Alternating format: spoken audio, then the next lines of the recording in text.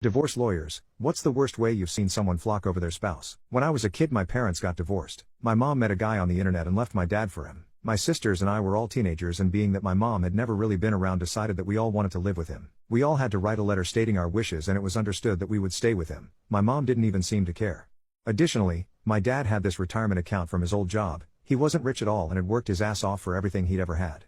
When he got hurt on the job, he could have sued, but was promised that in exchange for him not suing, they'd keep him around. Instead, they canned him, and he left with about $100,000, I think, in a 401k type account that he'd been saving for nearly 30 years.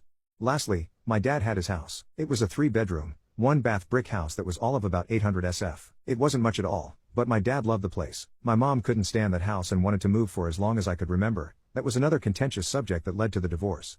He'd been paying on it forever, and when he left his old job, he took out a small chunk and paid it off. Anyway, their separation is progressing, and it's understood we're living with him. She was so in love with this internet guy that she didn't care. He was in school halfway around the country, and she was going to move there to be with him. We knew we'd get by just fine. They seemed amicable, and it was understood how this would all play out. The day in court finally comes, and instead of what we all assumed, even my dad's lawyer, she goes to the court with all these crazy claims.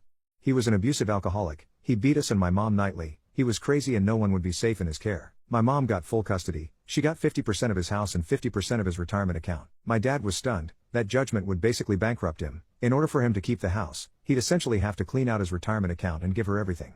The night of their divorce, I went over to see him. He was almost catatonic. He just stared off in space the entire time and would mumble whenever I asked him a question. I've never seen anyone like that ever. My birthday was 2 days away, and I asked if he wanted to do something for my birthday, and he just answered with, "Your mom has full custody. I will if she allows me to see you." I asked if I could drive his old truck to school, since I didn't yet have a car, and he just said no, that I needed to call my mom and have her pick me up. So that's what I did. And the next day in school, the day before my birthday, I'm sitting in our lunchroom when I hear, "Hey, isn't that your grandpa?" from a buddy of mine.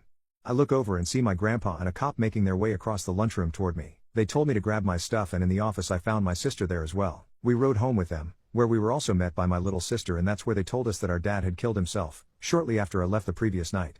To make matters worse, it all happened so quickly that nothing had been finalized. My mom dropped all her paperwork and legally became a widow and got everything: house, retirement, and his insurance policy. She also got Social Security benefits for us, a fact we didn't find out until much later. She basically took all the money and moved across the country with her new man, leaving us to care for ourselves for the most part. And to this day, when asked about raising us, she'll spin this story of a young widow, doing her best to raise 3 kids on her own.